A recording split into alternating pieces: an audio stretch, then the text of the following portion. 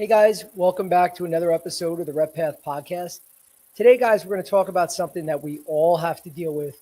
Doesn't matter what industry you're in.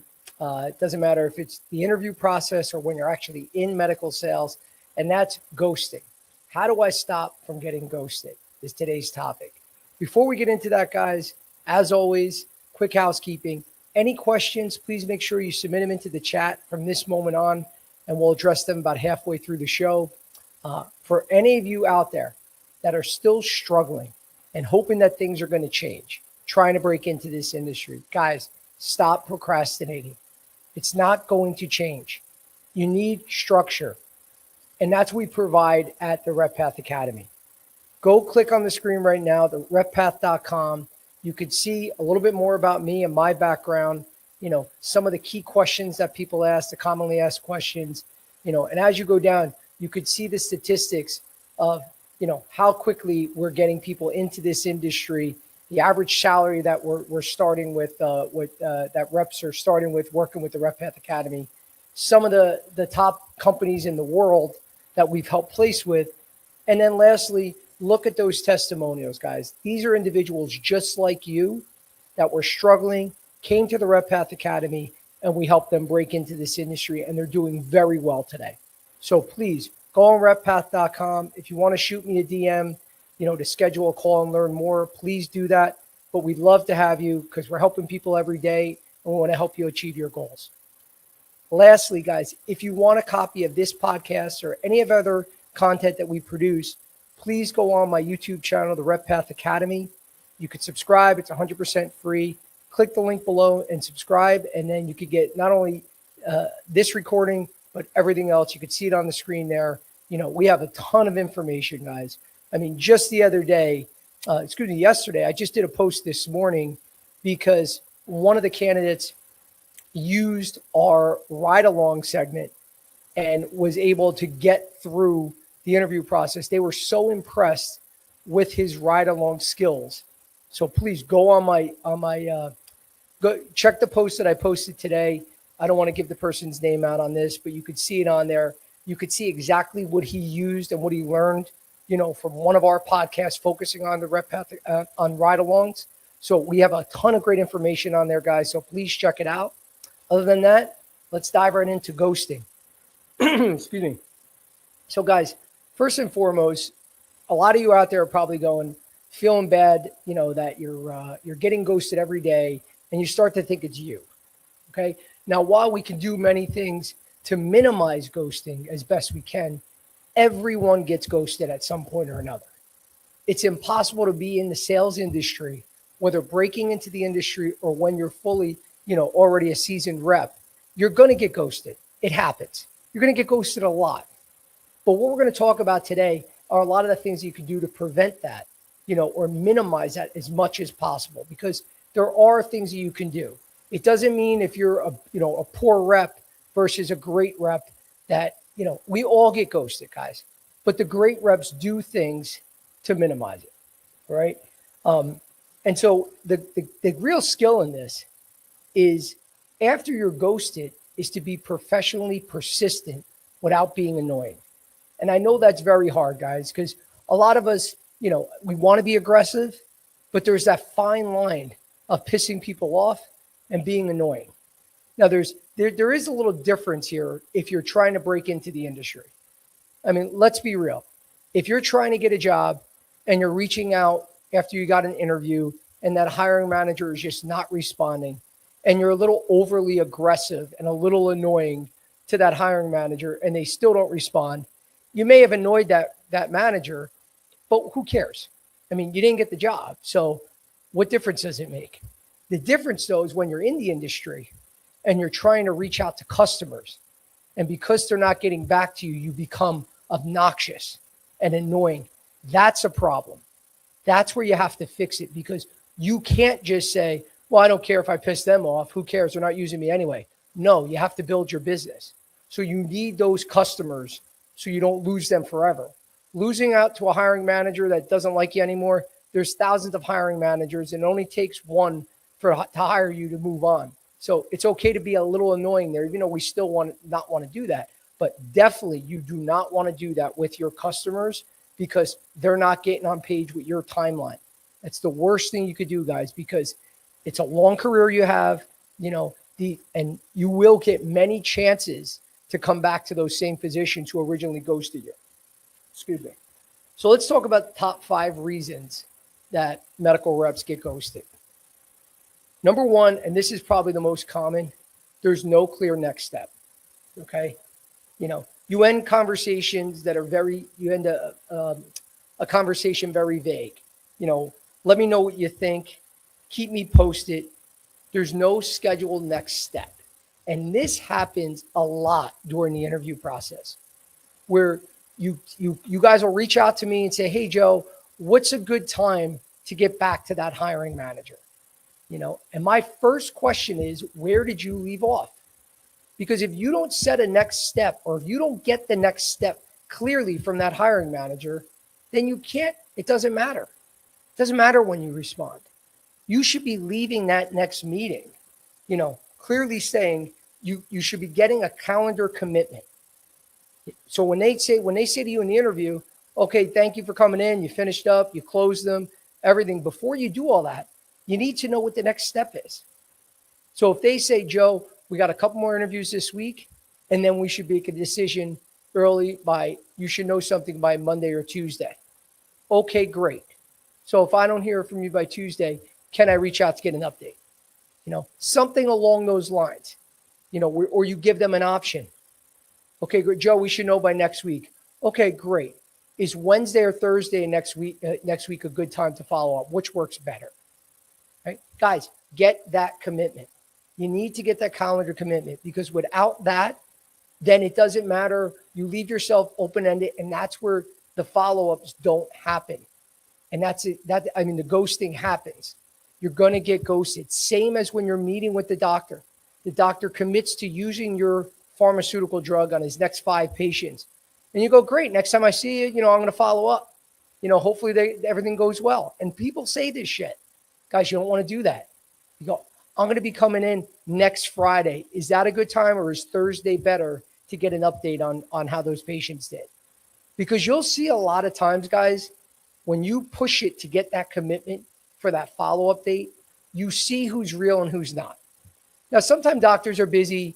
They're doing a million things, guys. And actually by next Friday comes, they didn't prescribe to that patient yet, whatever the reasons are. But a lot of times when you try to get that commitment, so does next Thursday or Friday work? And then they start backpedaling and say, well, let me see. It depends if the patients come in. I don't know. And they give all those excuses. That means you didn't close them. That's a great way to confirm your close. So you got to think about it, guys. It's not about just minimizing getting ghosted. It's confirming that close. Because trust me, the ones that say, yes, come in next Friday, I should definitely have an update. Doesn't mean every time that's going to happen, but that's more of a commitment than someone that all of a sudden starts backpedaling. When they backpedal, that means you didn't fully close and you got some more work to do. So you want to make sure you get that commitment date. Very important. Number 2, you become too easy to ignore. And I just did this post today. Guys, you got to literally never use again. And I do it too. It's a bad habit. We all do this. Just checking in, number 1, terrible follow-up. And number 2, following up from my last email. Another terrible way to follow up, guys. Do you know how many emails hiring managers, recruiters, physicians, customers, how many people are reaching out to them on a daily basis? And they use that same just checking in. It's weak. It provides no value.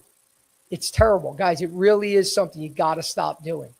You need to continue it with value. So some suggestions, sharing a study, sharing maybe a case study from using your product with another doctor, maybe sending a reimbursement tip, and then, like I said, talking about another practice and what they did to solve a similar problem. But give an update with value. That's your follow-up. That replaces just checking in. Okay. So you can literally just start it. Hey, Dr. Jones, thanks again for meeting me last week. I just wanted to share this study. I thought you'd find it very interesting since we just discussed blah, blah, blah. And I just want to show you the efficacy rates of our product versus, the other competitors. Give something, give value, always give value, always give value. When you look at your emails, I want you guys to look at your emails right now. Look at the past couple follow-ups you've given. See how many did you actually give value, or were you just checking in? Just checking in is annoying. It's annoying.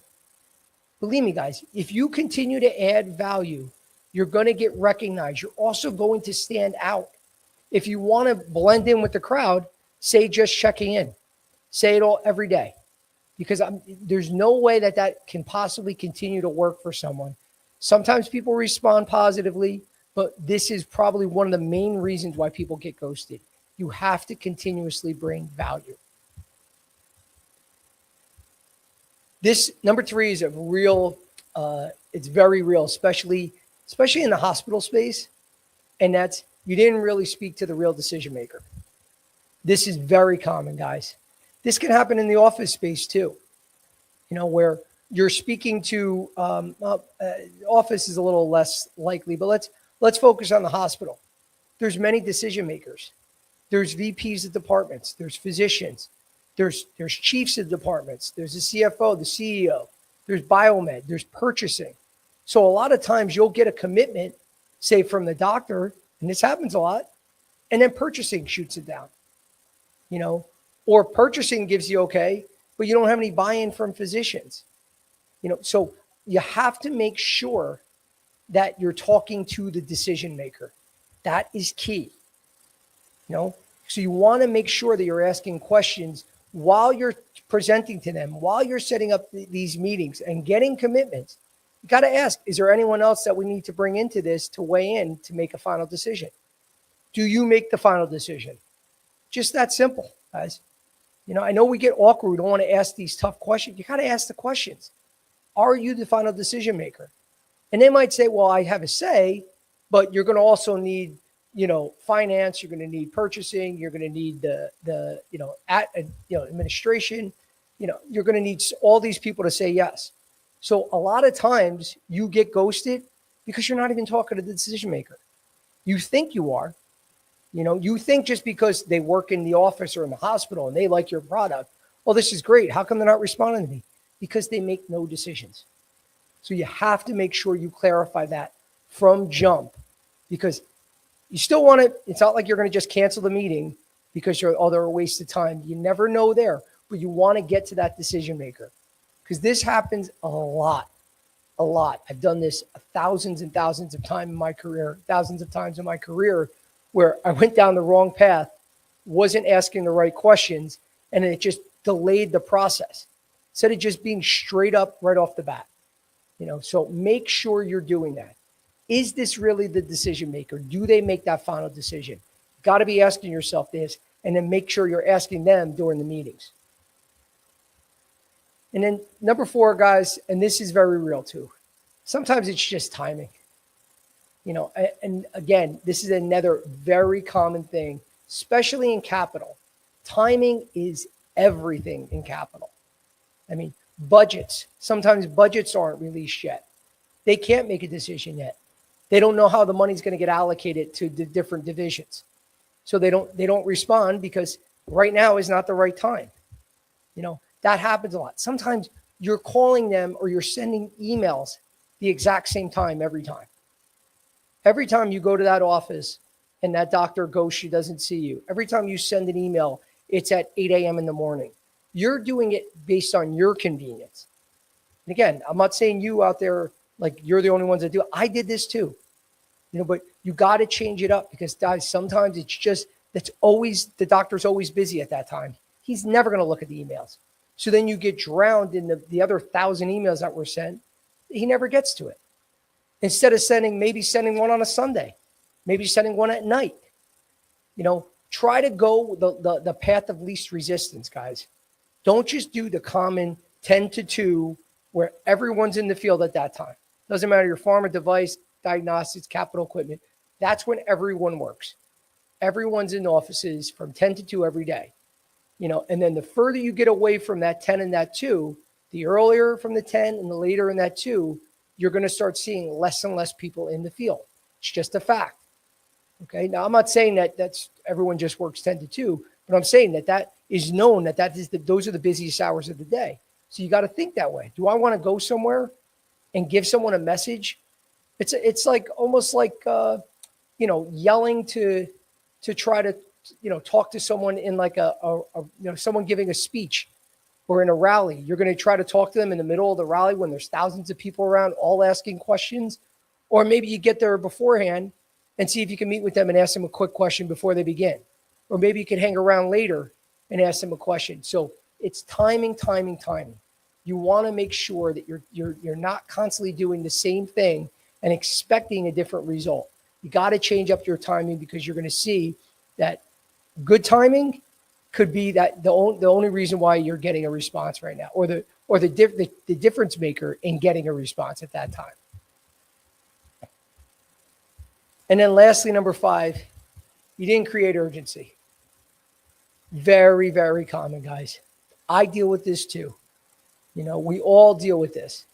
You need to let them know that there is some sort of consequence to keep doing the same thing they're doing. It could cost them money. It could be, patient satisfaction scores are dropping. They're going to continue to drop if they don't use your product. It could be lost revenue. That's huge, guys. They don't realize this sometimes. They keep doing certain things a certain way. And if you don't make it known to them that what they're doing is costing them money and showing them the ROI on how it's effective to use your drug or your device, then you got to show that. That creates urgency, because then they realize, wow, shit, if I keep doing this, it costs us $10,000 this month, and the next year it's going to be another $120,000, and they start realizing, okay, can't just keep wasting time. We have to get something done quickly. That's creating urgency, because it's the urgency that's going to move the deals forward. And so those are the top 5 reasons. Of course, there's many others, but I just want to talk about those. But I also have a 5 follow-up rule. Okay. Because again, guys, don't want to just send the email follow-up. There's so many different ways to get in touch with physicians, so this isn't totally applicable to the interview process, because we're obviously knocking on hiring managers' doors, but it's still good to know, because you could take some of these to follow up and have some sort of structure in your follow-up. So number 1, this is more so for meeting with physicians. First is going to be your initial meeting. Obviously number 2, you're going to thank them and recap. 3, you're going to give that value add follow-up. That's exactly what we were talking about before. Not just checking in. This is where you add more value. Bring up a study that talks about something you discuss. Bring up that other case study that another doctor did, or another success story that you had with another physician. Give that reimbursement tip, whatever it is. That's when you give that value added follow-up. And then 4, again, giving that testimonial, anything that just adds that value. And then lastly, that's when you go back in and get that direct ask, to use your product, because at that point you've given enough value, right? So many of you got to realize, guys, in this industry, very few times do you walk in there, talk about your product. A doctor either uses your drug, sends a patient out to get a test done at your diagnostics facility, or uses your device. It's very rare. On average, it takes 9 visits to close a deal. 9 visits. Okay. Now, if you're calling on a doctor once a week, 9 weeks, 2.5 months is a long time, but it happens, guys. I mean, again, there's some guys you could work on for years, especially in the hospital capital space. You will have deals that take years to come to fruition. So you got to realize you got to have patience, and you also got to navigate working with your hiring manager, your company, to set the expectations. because some of these processes could take some time. And I know they're going to pressure you and there's going to be a lot of urgency and just got to deal managing both sides. But you got to realize you're not going to get that sale every time on that first call. I hope you do. But you got to have some sort of system for that follow-up, some sort of process. So I hope these 5 steps help you out a little bit. And then, guys, again, use multiple channels. All right. One of the things everyone, and this is a great tip from, I mentioned that book, Fanatical Prospecting the other day with Jeb Blount. One of the things he talks about that is so key, we're all afraid to use the phone. The telephone is like almost non-existent when it comes to prospecting and reaching out to customers. Everyone loves using social media. Me too. Again, I do a post. I used to be obsessed with how many likes, how many impressions it got. Again, you still have to measure. You need something to measure a lot of your content. But at the end of the day, does that really matter? Because I've gotten more clients sometimes on posts that didn't get that many impressions, didn't get that many likes. Sometimes it's just that persistence that gets you across the finish line. But a lot of times we are so obsessed with the likes and the clicks and all that shit that we just don't get on the phone. If you have a doctor's cell phone, if you ever get his cell phone, most of us will only text the doctor, never call him, right? You're afraid. The doctor gave you a cell phone. Now, am I going to say call him at 9 o'clock on a Thursday in the morning? No. But maybe later on during the day, 5:30 at night, giving them a phone call, to try to book a meeting or discuss something with them. The phone is something that nobody uses anymore. And people think it's so outdated that they got to use all these new, you got to be using LinkedIn. I'm only going to send an email. Guys, pick up the phone. If you got the number, talk. I guarantee you, it's almost like a lot of reps now that give handwritten notes. Now, we used to do this over 20 years ago, before email, before anyone was really using that. Everything was a note. Everything was dropping off a flyer, leaving a note to invite them to a speaker dinner or whatever it was. And now people have come back to that a lot because that's considered original. It's like old school to do that. It's the same thing with the phone. You want to stand out. You guys are always looking for ways, how can I stand out? Sometimes it's doing the old school thing because no one's doing it anymore. So don't be afraid to get on the phone. It is very, very important, guys. And a lot of times, some of these doctors, they don't get to know you enough on those 1 or 2 quick meetings. If you have access to their number and can get on a phone call, sometimes it also saves you time. You got to drive an hour to go to the office, and then you got to wait an hour and a half to see the doctor. When they say after an hour and a half, Joe, I'm sorry, he's too slammed today. You got to come back another day. You just wasted half the day. And if you had their number, you could have just called them up, even to just say, hey, Dr. Jones, I'm going to be in the area today. Is it okay if I stop by, or is today too busy? And they would say, hey, Joe, I'm sorry, today's not a good day, but come back tomorrow. Tomorrow I have some more time. Now they're also going to feel obligated because they gave you the commitment, right? So make sure you're getting on the phone more. But again, typical contacts, dropping in on the office, talking to office staff, LinkedIn, email, you got to do it all. So don't just rely on 1 or 2 and say, well, you know what? I sent 5 emails. They haven't gotten back to me. Okay. What else have you done? So you got to get multiple channels going if you really want to be effective. Excuse me. So let's talk about 3 things that reps do who get ghosted, who minimize that ghosting. What are some of the good habits to do? Okay. And that's just to recap. They schedule the next steps. There is no later, I'll follow up later after the meeting. No, you're scheduling from that meeting and making sure that you have the next steps already on the calendar. Excuse me one second.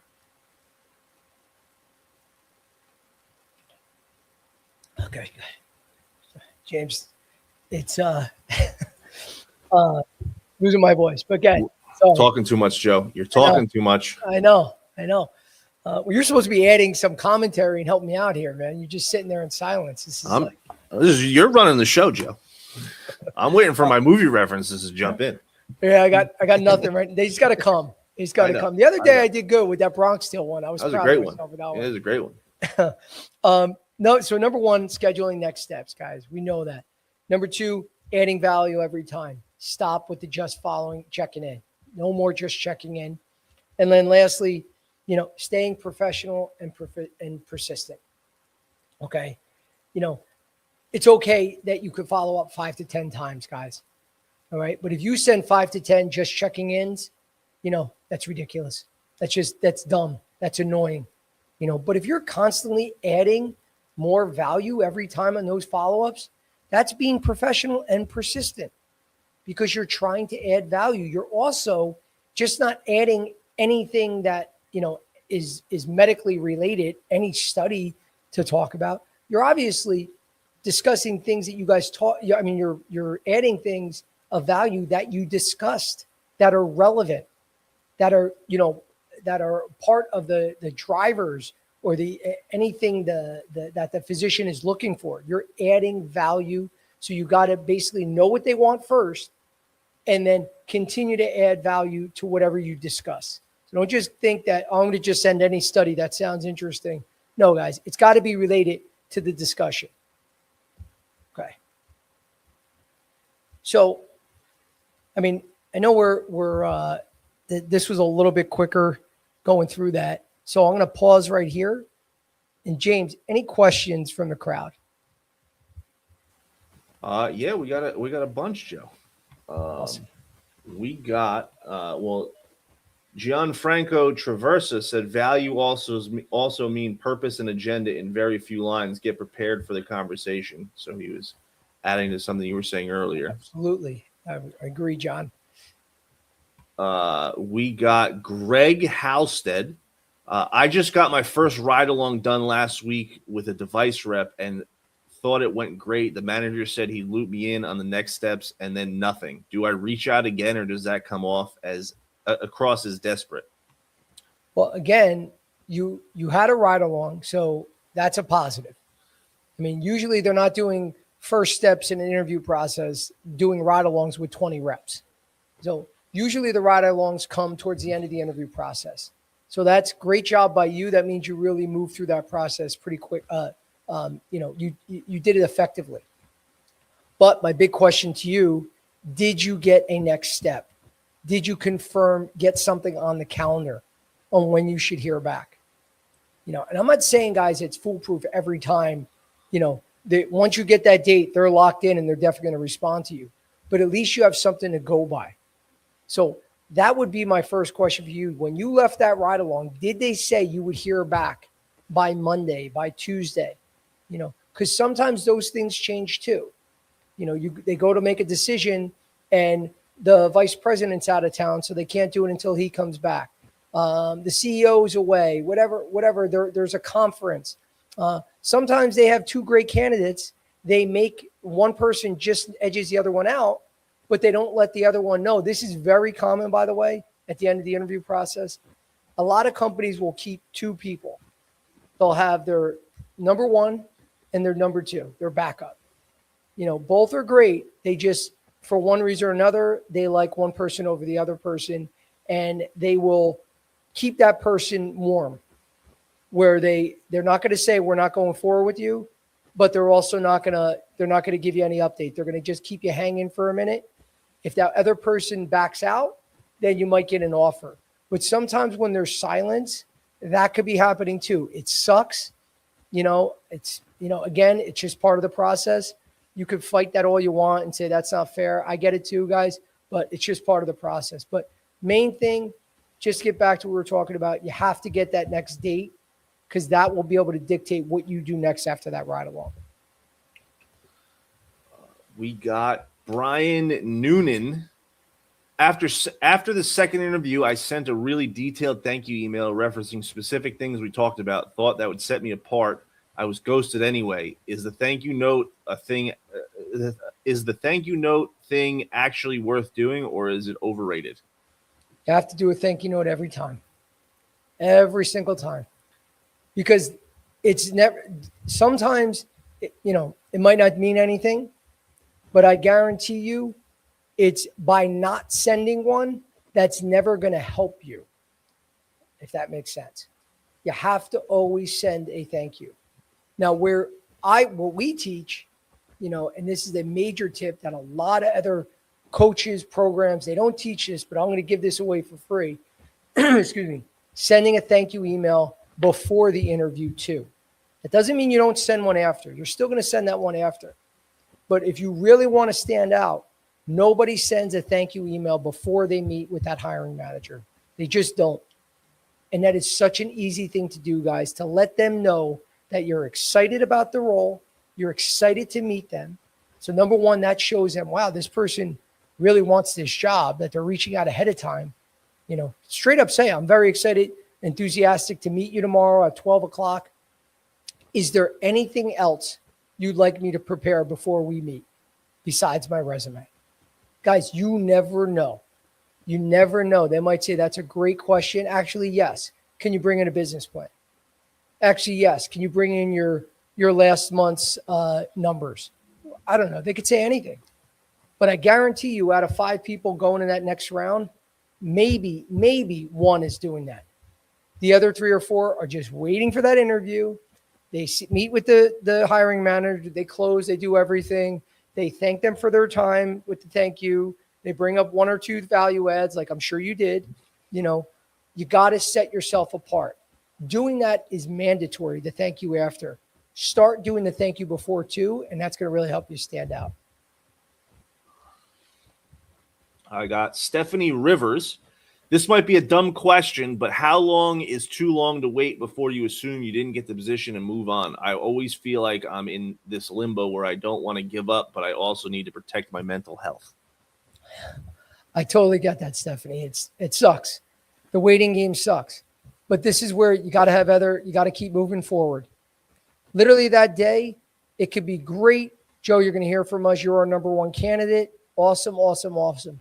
Until you sign that agreement to move forward, until they give you an offer letter, you didn't get the job. Okay, so you're still going to do your follow-ups, but you're not going to sit at home constantly thinking about that one job. That's it. You're going to put all your eggs in one basket and keep waiting. You should be worrying about the next one and the next one and the next one. So that's the best way to not give yourself, make yourself sick. We're all going to be upset when we don't get a job. It sucks. Rejection sucks. But it sucks less when you got other irons in the fire. And you're like, damn, I really wanted that job, but at least I'm in the second stage with XYZ company, and you got my initial interview with ABC company next week. You need to keep moving forward, keep pushing, keep reaching out to reps, not only in that company, but other companies too. But the waiting game, just waiting around, waiting for things to happen, red flag, guys. Don't do it. You'll make yourself sick, and it's just not healthy. You got to keep moving forward with other opportunities. Training for Life T. Bro, the ghosting in this industry is next level. How are you supposed to stay motivated when you put in all the work and hear nothing back? Well, again, did you do everything? You got to ask yourself that first. Are you doing, I would take a look at your previous follow-ups. Are there a bunch of just checking in there? Are you constantly adding value? Check there first. Control your controllables, guys. You're never going to minimize ghosting 100%. Never going to happen. So if you don't like getting ghosted and it really does bother you that much, this is not the industry for you, because the interview process is nothing next to the ghosting you're going to get when you're working in this position in any of these roles. I mean, there's some, for instance, pharmaceutical roles where reps have 200 to 300 doctors in their database, and they only get business out of 15 or 20 of them. Think of that, guys. That's like 5 to 10% of their business comes from, these doctors. The rest, don't use them. And then maybe a third of them, they don't even see them, because we're working on a lot of projects, that, with the AI companies that are getting information in reps' hands. So they have, they know about those doctors' key drivers. They know what they like and dislike. so they can have better messaging when they do meet with them. So they capitalize on those opportunities as opposed to just being an all fact-finding mission or presenting something that the doctor doesn't give a shit about. So you gotta have that thick skin, or that persistence, that internal persistence, to know you're going to get ghosted more than people are going to respond. It's just a fact of the business. If you don't like that, I understand that it's not for everyone, but this might not be the business for you.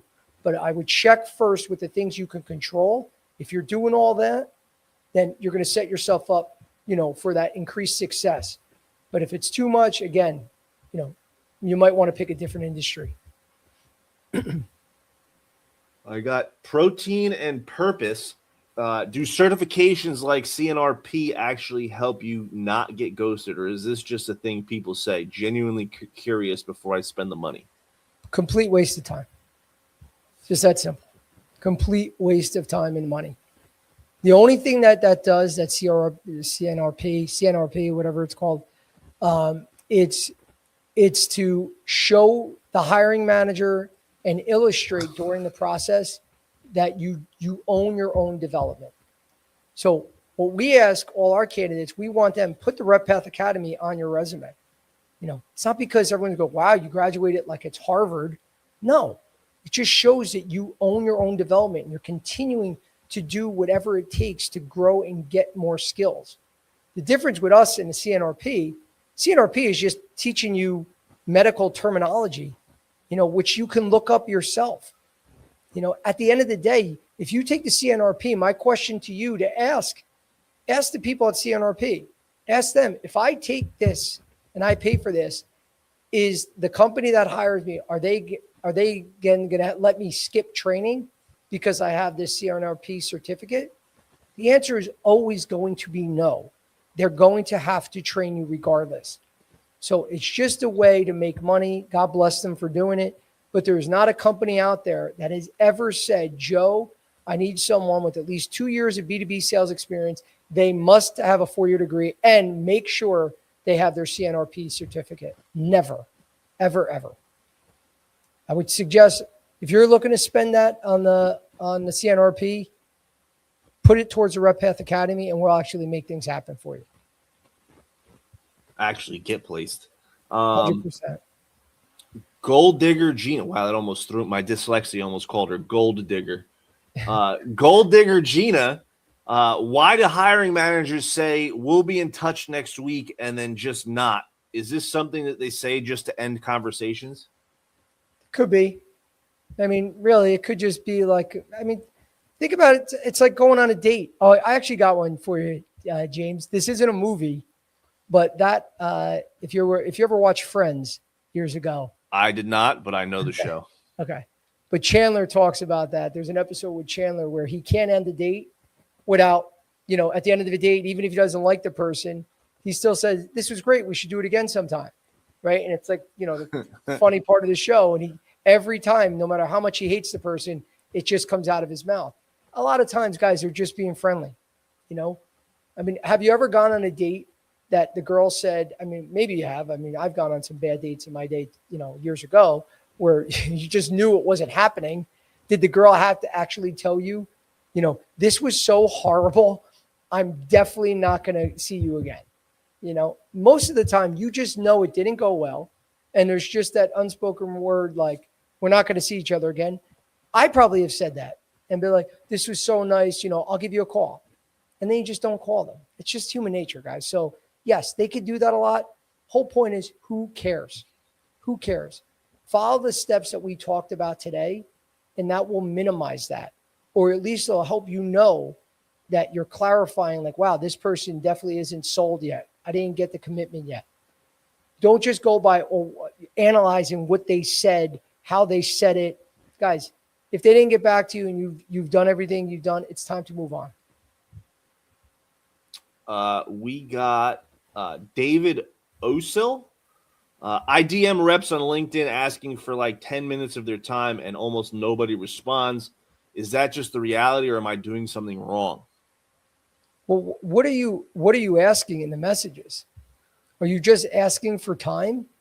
Are you positioning yourself, as a solution? Show them that you put a little effort in before you just say, hey, I'm really interested to get into this industry. Can I take 5 or 10 minutes of your time, next week? Or sometimes a lot of you guys say, 15 to 20 minutes. Guys, stop with the 5, 10, 15. Just put in a couple of minutes. That's one thing that I've learned. They will mentally block you out going, oh, damn, I don't want to commit to 15 minutes on the phone with someone. But trust me, when they like you, they could sometimes spend a half hour or more talking to you. So just put a couple of minutes. That's going to expand into more time. That's one thing that I would set right off the bat. Just stop doing the actual time, the number. Just say a couple of minutes. That's number one. Number two, are you just reaching out just to get info? Are you reading the job requirements? So reaching out to reps just to network is dumb, guys. I'm going to say it right here. If you're just calling reps every day and just random reps going on LinkedIn and just saying, oh, look, here's a guy that works for Medtronic. Here's a guy that works for Stryker, Boston Scientific, Pfizer, whatever it is, and just reaching out to them. Number one, is there an opening? I know some coaches out there will say, well, you always want to, if you're calling someone after there's an opening, it's too late. That's nonsense. Okay. If you have a crystal ball, please let me know where that is, and I get you want to reach out to people because sometimes before an opening happens, obviously it can help you that you're reaching out. Now they know you. So they're reaching out to you before that opening happens, but you want to make sure that you're contacting people where there's an actual job. Start there. You could be getting ghosted a lot because you're reaching out to all these people that there's no jobs available. So they're sitting here going, what the heck am I going to do for this person? I'm going to get on a phone call to teach them about the medical sales industry. I don't have time for that shit. But if there's an opening, read the requirements. And then in that message, give a couple bullets of how you meet those requirements that they're asking for. You're positioning yourself as a solution. That's the key. Make sure you're doing that when you reach out, and you're going to get a lot more people responding. I got Mornings with Marco. Does it help to comment on someone's posts for a while before you reach out and ask for a call, or does that just come across as weird? No, 100%. I love that. Let them know you before you're reaching out. If they can recognize you before you actually reach out and ask to get on a phone call with them, that is very, very powerful. So a lot of you we talked about this. We teach this at the academy too. You got to post more, guys. So when you're posting and you're giving good content, you're showing clinical curiosity, you're making yourself known out there. They start to recognize you. But when people like your post, those are low-hanging fruit to reach back out to them. A lot of times, hiring managers, directors, VPs, they like these posts, reach back out. This is a low-hanging fruit of someone that liked what you said. You never know. That's a great place to start. So I will 100%, I'm fully for communicating. You like their post, you could comment on their post, get recognized, start a dialogue with them. That's great to do. If they post something that you think is interesting, give a thought and then maybe ask them a question back. They're going to love that. Don't forget, guys, a lot of these guys, they get it too. Sometimes they want to be known too. That's the way the algorithm is going to work. The more that you're going back and forth, obviously, the better for them, the more views, all that stuff. So that's a very easy way that you don't even have to be connected to the person. Do you see something you like? Definitely reach out. I got Matthew Webb. What is there a magic formula for LinkedIn messages that actually get a reply? No, there's no magic formula. That's obviously that's a loaded question. There's nothing I could say. If you do this every time, you're going to get a reply. If you are adding value, if they're number one, if it's about a job, this is one of the easiest things for all of you to do today. because one of the first people that ghost you are recruiters. Now, we have a recruiting branch too. We do a lot of recruiting. I ghost a lot of people. I don't sit here say that proudly like you have to really impress me for me to get back to you. No, I'm that busy. We are that busy with so many other candidates that are at least trying to show value. So if you want to impress a recruiter, you want to get more responses. This isn't a magic formula, but this is going to help you get more responses. It's number one, read the job requirements. Read what they're looking for. Okay.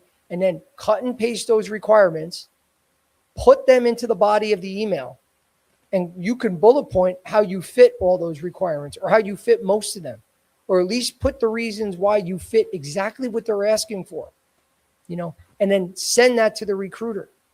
Guys, you're going to get more responses. That simple.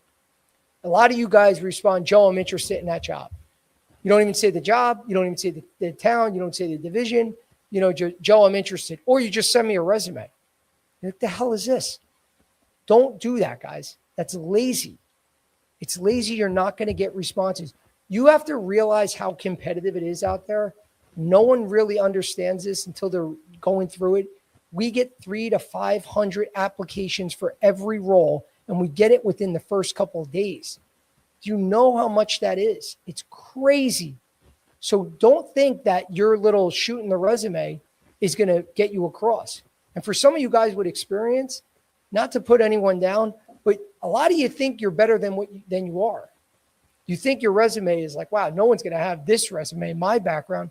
You got to think the opposite. You got to think, I have to do more. There's so many good candidates that have more experience than me, that have better results than me. They have more awards than me. You have to treat it that way, not to intimidate yourself, but to push yourself to do more. So don't get out of that lazy, just firing a resume out there. Give value. Show them why you're a fit. How do you meet the requirements they're looking for? That's going to make them want to speak to you. Amanda Torres, what percentage of your follow-up attempts would you say actually lead to a meaningful response? I'm trying to figure out if I need to change my follow-up strategy entirely or if low response rates are just part of the reality of this industry and I need to keep my volume high. Well, I mean, that's up to you. I don't think it's so much that trying to overanalyze the percentages, because listen, guys, I get busy. Can I sit here? If I didn't have James and our team that does all that back work of getting us all the data, can I literally sit here and say, I think I sent 70 emails today and I got 2 responses? That's about, whatever the hell that percentage is, 3.5% response rate. I don't know. So I don't have an exact number. Bottom line is, are you happy with what's happening? If you are, keep doing what you're doing. If you're not, then do more. It's that simple. It could be a 50% response rate, which is incredibly high. But say it is. That could be a lot for someone. Someone else would be, no, I want more. So then do more. It's just that simple. If you're happy with it, it's not about the percentage. Excuse me. It's, are you happy with the way this is working? Many times we're not. So do more. Omar Bilal, I see reps on my team who get ghosted when they're trying to move into leadership roles and it affects their performance in their current job. What's your advice for staying present and motivated in your current role while you're actively searching and not hearing back? So I'm sorry, say that again. They're in a current role.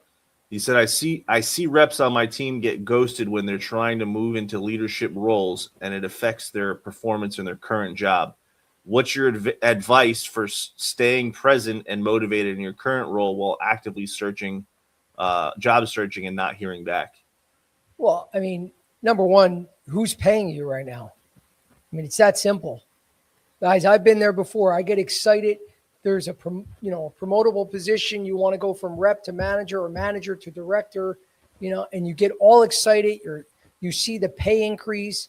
You see that that's the job you really want. You're only shooting yourself in the foot if you're going to just ignore your responsibilities. your company now who's paying you, they are still your priority. As much as you hate it there, you got to make sure your shit's aligned in your day there first before you just drop everything to reach out to somebody else at that next company that you're going for. That's so important, guys, because there's so many jobs that you can get to the final interview. You could be going through the background check and something could get pulled. You never know. So I would prioritize whoever's paying you at this moment, they are still your priority. You could still do both. So don't just drop everything, or make that new job. They didn't hire you yet. Once you get hired, then you can worry about it. But you could still do both and be effective finding a new job. People do this every day. Don't give up and neglect what you're currently doing because they pay you.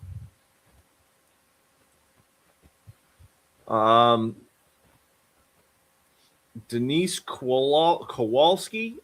Joe, I've been applying to medical sales positions going on 5 months now.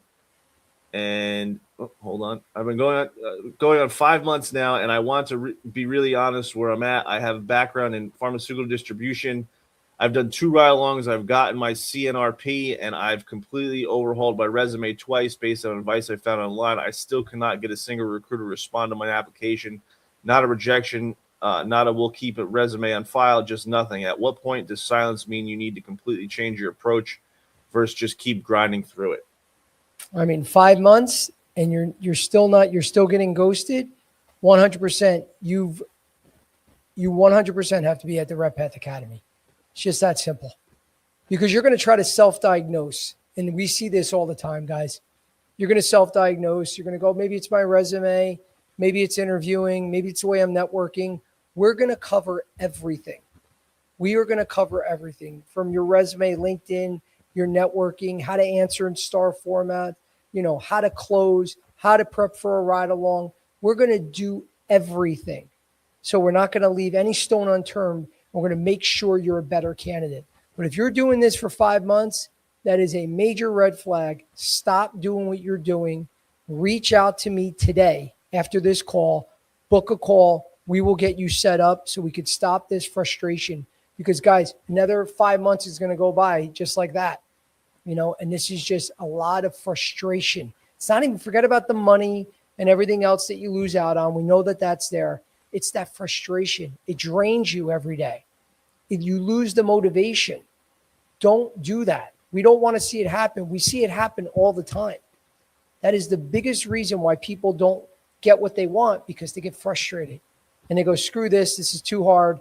I can't take this anymore. No, we're going to help you with that, guys. So make sure you reach out to us after this call and get booked for a call to get set up for the academy. I have Carly Moves Mountains. I don't understand why someone could be so warm and generous with their time in person at a networking event and then completely ignore you when you follow up a few days later. Is there something you're supposed to do differently in the moment to make the follow-up feel less like a cold contact? Again, it's that value.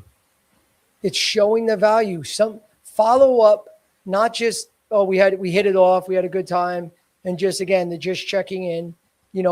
Look at yourself in those follow-ups. Were you adding value in that follow-up? That's it. And if you were and they still ghost you, then who cares? They were just being friendly. They're not a bad person. They don't hate you. It's not something personal. It's okay, guys. Just move on. But if you did all that, you're showing value. You reached out a couple of times. Sometimes they're busy. Remember, guys, you follow up once. Did you follow up 10 times? I guarantee if you follow up 5 to 10 times with value, you're going to get a response. And if you don't, who cares? You did everything you can. Move on. That's simple. We have Tiffany runs marathons 22. Recruiter reached out to me and said my background was perfect, asked for my resume, and then completely disappeared. Is that a fake reach out, or did something actually happen on their end? A million things could have happened. The number one, someone else could have came in and Well, first off, things could get delayed. This happens. This is very common. So companies reach out to me. A lot of my clients will reach out to me. Joe, we need this now, now, now. And then all of a sudden, I'll send them 5 great candidates. I don't hear back from them. Now, I could be more aggressive than a candidate, and because I'm friends with a lot of these people, and be like, hey, Bob, what the hell's going on? Dude, call me. I could be aggressive because we work together. So it's different. And then even with me, they ghost me. And then finally, after a week or two, Joe, I'm sorry. The VP put a pause. We're waiting on getting more budget dollars to allocate to get new reps. Or right now, we just had this fire that we had to put out, where this is taking all of our attention in our direction. So we're pausing on this. So there's a lot of pauses. That happens a lot. Sometimes, again, there's not every recruiter is a good recruiter, not because they get overwhelmed sometimes, guys. So sometimes they're just so busy that they didn't get back to you. I will tell you this, if they like you and you're a great candidate where you're going to get hired, they are 100% every time going to get back to you. They don't forget, because that's how they make money. They don't forget on calling someone back that the company wants to hire. So realize that, but don't overthink it too much. If they didn't get back to you, you sent your outreach, you did guys, sometimes it happens. Control the controllables. Don't overthink stuff too much. If you keep doing the things that I taught you today, it's going to increase that responses, but it's not perfect. So don't be pissed off if a recruiter here or there does that. Sometimes they're just bad recruiters and they have bad follow-up skills. So don't overthink it. I got 2 more for you, Joe. We got Coffee First Always 17. What's the max number of follow-ups you should ever send to one person before you fully move on? There is no number. There is no number. I mean, if you send more than 10 follow-ups, because I know a lot of times people like to get an exact number. If you sent 10 follow-ups, you never heard back, pretty good indication, move on. And again, guys, when I say move on, you still, again, just don't sit home and just, twiddle your thumbs like you're waiting for that person to call you back. And you can't, it paralyzes you from doing other things. The busier you are with other job searches, with reaching out to other people at the company, is that the only person that you could talk to? Is there someone else you can contact? Keep yourself busy with other tasks to move the ball forward. But the waiting game, that is a killer, guys. It'll ruin your motivation. So don't let that take over. Keep yourself busy, either reaching out to someone else at the company, go in a different avenue, take a different lane, or just focusing on other opportunities that are in front of you too. I'm telling you, that busyness, that's when people respond. That's just always been my experiences. It seems like when I'm busy doing other things, that's when someone gets back to me. And it's like, wow. And so it's like it's so refreshing because it comes in unexpectedly, so make sure you keep yourself busy with other tasks. Last one, I got Nick trying to win. Does a hiring manager literally said I was a top candidate in the interview, then ghosted me for a month before getting a generic rejection. What does top candidate actually mean when they say that in the room? I mean, it just could be a phrase that they used. You could be a top candidate. You could look great on paper. That doesn't mean that someone that came in 10 minutes after you wasn't better. It doesn't mean someone that didn't come in next week isn't better. I mean, you don't know. I mean, I've seen candidates that are studs, and then the company goes, you know what? But we're going to pay them $150,000 base for that stud. Then all of a sudden, the CEO says, guys, change the direction. We're going to do B2B reps. So let's make those our priority because we're only going to pay $85,000. And then all of a sudden, it's a change in direction, and now the focus went from stud rep to greener rep that they want to mold more, and so everything changed. You don't know. I can't predict why someone said something in a random interview, but sometimes things just change, and then sometimes people just are nice in an interview. I wasn't like that. I was always very transparent. I'm not going to be nasty or mean to someone, but you most of the time knew where you stood with me. I like to act with transparency. I love dealing like that. I hate secrets and bullshit. And that's the way I operate, but that's not the way everyone does. Sometimes people are just nicer and they just gave you a compliment and someone else came in that was better. It's just that simple.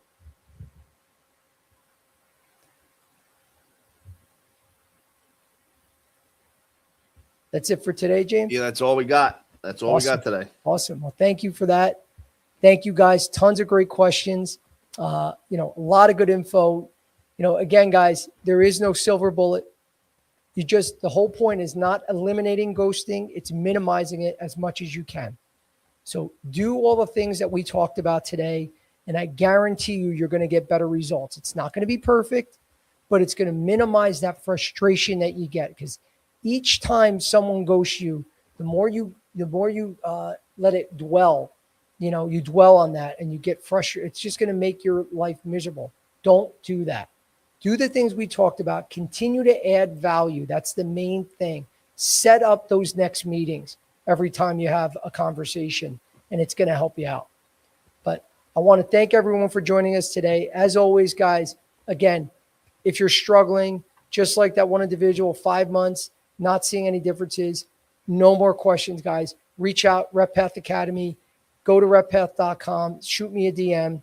And then lastly, for any of you that are lobby members, shoot me the promo code Licata, Licata, so you can get additional discounts. So I want to thank everyone again. This is our last call for the week. There it is there, the lobby, Licata, for all the lobby members.